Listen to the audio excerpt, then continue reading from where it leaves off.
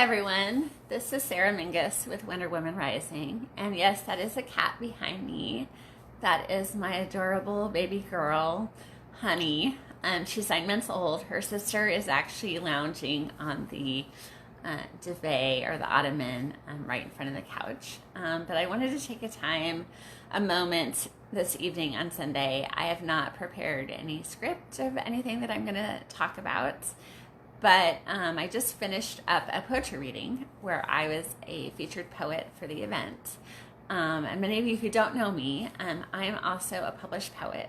And poetry is something I absolutely love to do.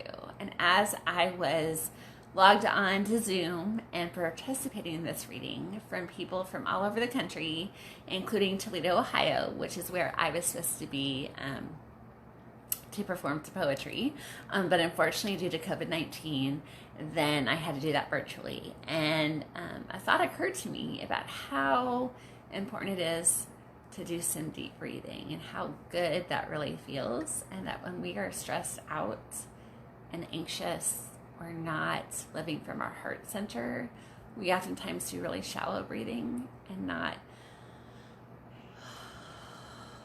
a deep breath, and how awesome and amazing, wonderful deep breathing really is.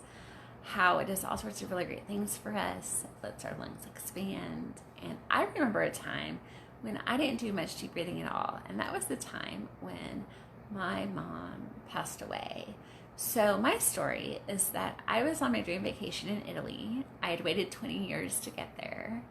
I was so excited to get there. And I went in May.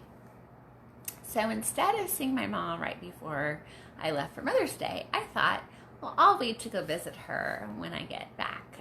I live in the Kansas City area, and she lived in a small town about an hour outside of Lincoln, Nebraska. So it is a little bit of a logistical issue to get there.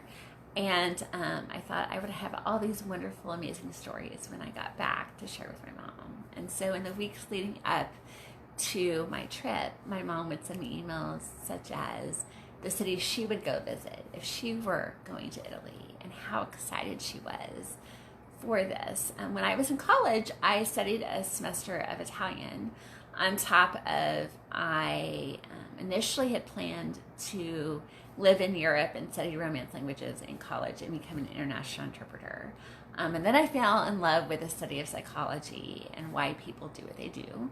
So my life plan changed a bit, but I really enjoyed the semester of Italian that I had. Now, because of all of my studying of French and Spanish, I got really confused. So I took some time off from languages of any sort, except for English. But then years later, and it had been 20 years, I have always loved Italian culture. I've always loved pasta and cafe and vino and pizza, and heard so many great things about Italian culture that I really wanted to visit Italy. It was on my bucket list, and I was finally there. And I remember the moment that I stepped off the plane, how I felt like I'd arrived, that I was home. I was in Italy. And my dad laughed at me, but one of the places I wanted to go to was Verona, the city of Giulietta. And the first night that I was there, so I landed in Milan, stayed the night in Milan, and the next day I was on a train for Verona. And that morning, 8 o'clock Verona time, I get a call, and I know something's wrong. And about 8 hours before then, that night, I felt awful, felt like I wanted to cry. And I didn't really understand why. I'd had a minor little tiff with my boyfriend at the time about a pesky little parking ticket I failed to pay. But aside from that, I should not have been upset to the point where I was almost in tears. And so that night I just felt awful, and I wasn't really sure why.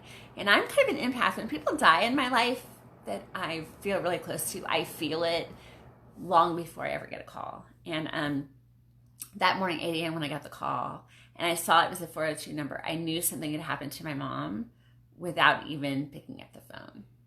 And lo and behold, my mom's heart had stopped overnight. and they'd had to revive her not once but twice. And they had revived her. She was still alive, but they didn't quite know the extent of the damage of her brain when her heart had stopped. So the challenge is trying to keep her comfortable, but also not making sure that she has what she needs to help her heart. But then at some point also testing to see how she will respond and if there is any brain activity to respond when you do take her off of that support. So for the remaining of my trip, so most of my trip to Italy, I didn't know if my mom would make it or not. And just to be open and honest, I feel like when you are going to someone for coaching, especially women's empowerment coaching, you want someone that can get down and dirty, that can be really open and vulnerable and honest appropriately. And so my mom struggled with mental health issues for decades, starting when I was a year old. So I'm no stranger to mental health issues and other people struggling with that and how that impacts families. And about 5 years before my trip to Italy, my mom became really healthy. I set some really awesome boundaries with her. I told her what I would do and what I wouldn't do. And I committed to coming to visit her every 3 months. As I mentioned before, she lived in a different city, in a different state. But I held true to my promise that I would come visit her, and I did. And I got my mom back. And it was really powerful because my mom became one of the most mentally healthy people I've ever met. There was a moment when she said, Sarah, sometimes people just need to get over their own crap and just move on. And I remember that. And many of my family members don't believe me. They're shocked when I say this. But she became quite healthy. So I got my mom back for 5 years. Unfortunately, her physical health had deteriorating. She was in a wheelchair most of her time that she was in a nursing home. About 75% of the time. And I'd come visit her and I would joke with her about how we were going to pop a wheelie and all that good stuff. That didn't quite happen because I have a small build and she was about 200 pounds at that time. But it was the joy and the joking around, and then my mom really came to enjoy life and not be afraid of what might happen. So it was pretty traumatic for me to not know if my mom was going to make it. And I also grew up with an only sibling who, my older brother Robert, he choked to death the day after my 21st birthday during an epileptic seizure. So I'm no stranger to heartache and to losing people that you love. So when my mom's heart stopped, it was pretty awful. Now, my dad and my stepmother happened to be in Italy at the same time. So we actually met in Venice the next day, and I'm glad that they were there as I was getting updates about my mom. And it came to find out that even when they tried to remove some of the life support, her brain was not responding in any way. So a decision was made. She had a guardian. A decision was made with my input, of course, to then go ahead and unplug her. So I literally, when I got off the plane in Kansas City from Milan, the next morning, 8 a.m., I was in the car with my mom's best friend going to Lincoln to then unplug her. So it was a crazy whirlwind craziness. And I realized in telling that whole story that it was a while before I was able to take a really deep breath. And how good that feels. And oftentimes we breathe very shallowly. We're doing it to survive. We're in survive mode. And when people are in survival mode, they're not taking time to do that deep breathing. But it feels so good. It's so good for your body. You can feel your diaphragm. Your lungs need that. They're getting all that air. It's so very important to be doing that deep breathing. And with everything that's happened lately with COVID-19, there's a whole lot of people out there who maybe not today and maybe not yesterday or last week, but at some point during all this mess, during the last 3 or 4 months, they've had moments where they're not breathing deeply, that they're panicked or scared or worried. And kind of my tip for today, for Spa Sunday, if you want to call it that, is to take some deep breaths.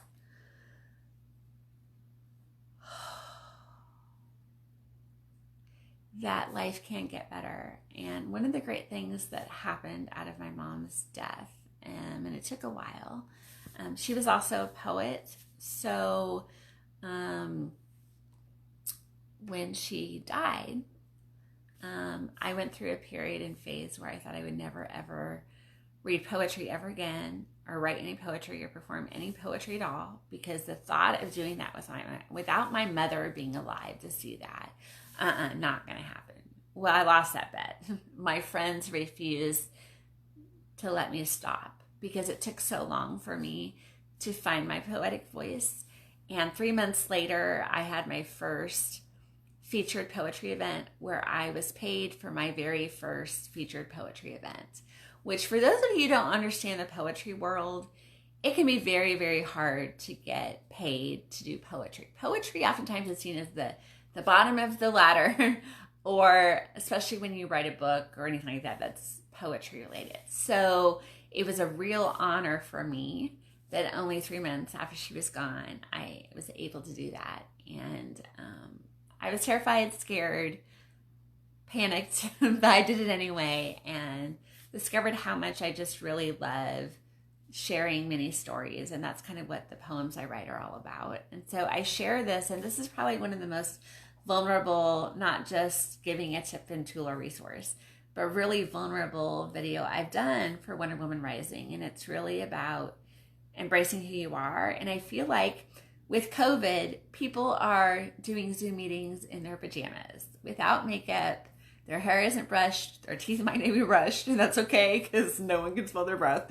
But it's really about just being who you are and just getting down to business. And that's really kind of why I wanted to do this very vulnerable video about how important it is to find that person, whether that is a coach, a therapist, your best friend, your spouse, whoever that might be, and be really open and honest with them. And one of the things we do at Wonder Woman Rising is help women be able to, in a safe space, share their story and help them to rewrite that story. So I believe things that have happened in my life, they happen for a reason, and I'm here to help women and other people love themselves and love life. So that's kind of why I chose to get on Sunday night, because oftentimes Sunday nights we're thinking about Monday morning. If you're still working, awesomeness. If you're not, things will get better. If you are working, but maybe limited, or you're self-employed and you're not up to full capacity, I like Sunday nights as a time for self-reflection and a time for reflecting on what are your goals for the following week. What do you want to see happen? If last week didn't go according to your plan, what got in the way, and what you can do differently next week to be that badass that you are and to really get things done and taken care of. So that's kind of what this video tonight is all about. And it's really about taking that time for deep breathing and letting it physically out of your body.